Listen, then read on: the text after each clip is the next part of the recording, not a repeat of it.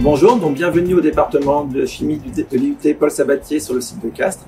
Donc, je m'appelle Pascal Guillot et je suis enseignant-chercheur au département depuis 2014.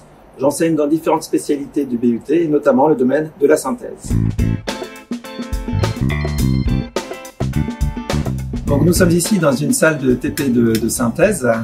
Mais tout d'abord, qu'est-ce que c'est que la synthèse? Alors, la synthèse, c'est le domaine de la chimie dans lequel on va créer de nouvelles molécules. Et c'est-à-dire qu'il va y avoir transformation entre des réactifs qui seront mis en jeu pour permettre l'obtention de nouveaux produits. Alors, ces produits, ça peut être des petites molécules telles que celles que vous avez synthétisées au lycée. On peut penser au paracétamol ou à l'aspirine que vous avez peut-être synthétisé lors de TP. Donc, ces petites molécules ont des applications dans de nombreux domaines de la chimie, de la vie courante. Cela peut être des molécules qui interviennent dans la composition de parfums, de colorants, dans l'industrie agroalimentaire, la cosmétique, et probablement le domaine qui est le plus emblématique, la synthèse de principes actifs de médicaments. Mais ce domaine de la chimie de synthèse est également utilisé pour accéder à des matériaux, et notamment les polymères. Alors les polymères, ce sont des grosses molécules qui sont basées sur l'association de petites briques élémentaires.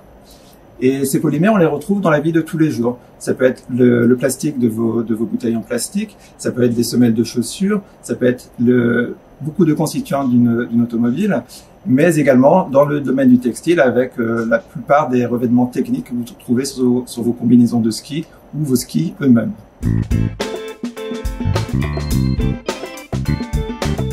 Au cours du bachelor universitaire de technologie, donc le BUT, vous serez formé pour élaborer et mettre en œuvre ces synthèses, donc au cours d'enseignements qui seront réalisés sous la forme de cours TP, de travaux pratiques et des projets. Donc une des grandes forces de notre formation, le BUT, c'est le volume horaire important qui est attribué aux travaux pratiques et aux projets. Donc lors des travaux pratiques, vous allez apprendre à mettre en œuvre les synthèses. Les projets qui sont réalisés, quand on le peut, en partenariat avec des industriels, vont eux vous permettre de vous rendre autonome tout au long du processus, c'est-à-dire de l'élaboration des boîtes synthèse jusqu'à l'obtention et la caractérisation du produit. Donc, pour la boîte synthèse, vous aurez à choisir les réactifs qui seront mis en jeu, mais également le matériel à utiliser pour être capable de monter des montages expérimentaux tels que celui représenté ici. Donc, où vous avez un montage à reflux qui va vous permettre de contrôler la température à laquelle votre réaction sera réalisée, mais également de contrôler l'addition d'un des réactifs.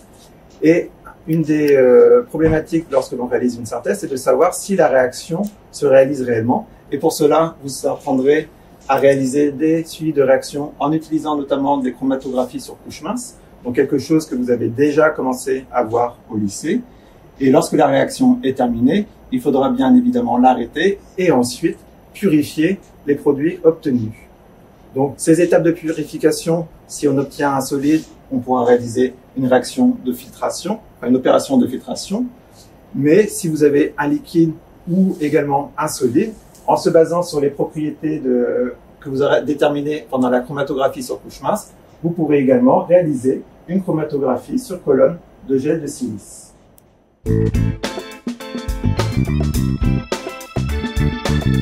Donc après avoir synthétisé et purifié les composés, la dernière étape consiste à les caractériser et notamment différentes techniques sont disponibles ici au département de chimie à Castres, plus particulièrement la DRX, diffraction des rayons X, qui va nous permettre de caractériser des matériaux cristallins, mais également la spectroscopie infrarouge qui, elle, va nous permettre d'accéder à des informations, notamment des fonctions chimiques qui sont présentes sur les matériaux ou des petites molécules. Les analyses thermiques sont également réalisables ici au département de chimie à Castres, notamment la DSC et la TG, qui vont nous permettre d'obtenir des informations sur les propriétés physico-chimiques des composés analysés, principalement les matériaux, dont les polymères.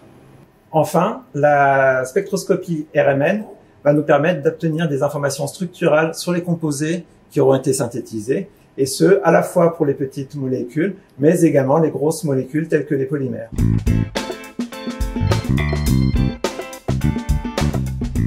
Donc, les enseignements de synthèse s'inscrivent dans une démarche de développement durable, avec notamment l'utilisation, quand c'est possible, de produits issus de bioressources, mais également une réflexion sur la limitation et la gestion des déchets, mais également le développement de nouveaux procédés qui sont plus responsables de l'environnement.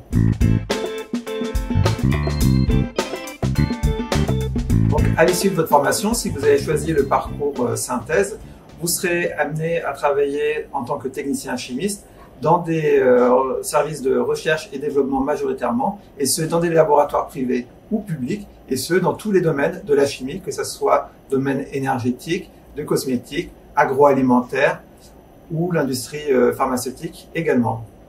Donc merci de votre attention et on espère vous retrouver parmi nous à la rentrée.